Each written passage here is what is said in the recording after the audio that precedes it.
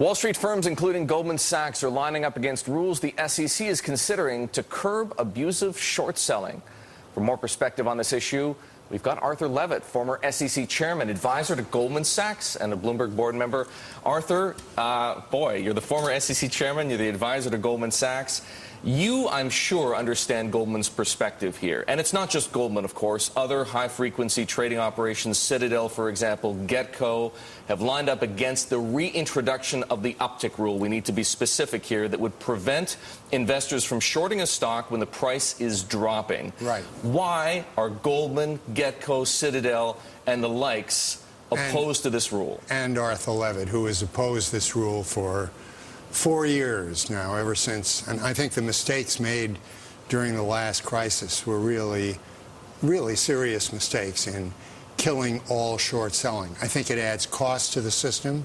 I think there are so many ways of getting around it. I think using derivatives, but they're not talking about killing short selling. They're only talking about stopping short selling when the price is dropping to prevent unmitigated selling pressure. If you couldn't short sell as Lehman was going down, if you had an uptick rule at that point, it would have cost investors a lot of money. Now, what they're really getting at, and I think is illegitimate, is naked short selling. You've got Rule 204T. You've got a number of protections in that regard.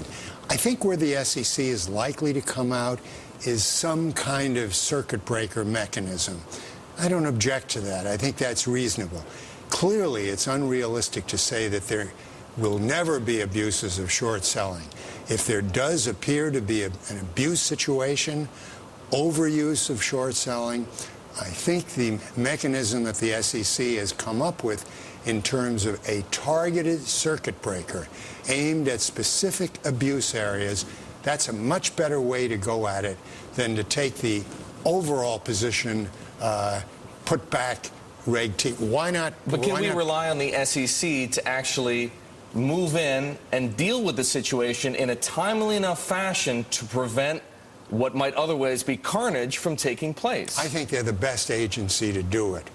Will they get it right every time? No, but I think the circuit breaker notion that Mary Shapiro has put out there is a pretty reasonable one, and it's much better than imposing the kind of thing that we had, the Uptick rule, which really could be circumvented so easily. It was meaningless. Do you think the Uptick rule, as proposed, the modified Uptick rule, gets passed by the SEC? I think some form of it is likely to. I think it's going to be a circuit breaker paradigm. I see. All right. One thing we've got to touch on quickly, credit rating agencies under a lot of pressure, a House hearing tomorrow. Which way do you think the House goes on this issue? There's only one issue here to control the credit rating agencies. That's liability. Our viewers don't know that they can't sue a rating agency. Until the rating agencies agree, yes, we're prepared to accept the same liability as accountants and as other corporations, we're going to have a distortion. I think the agencies recognize that. I think they'll go along with it. That's the very best fix for putting the rating agencies back in a position of trust. Arthur, thank you very much. Arthur Levitt, Bloomberg board member, advisor to Goldman Sachs, former SEC chairman, of course.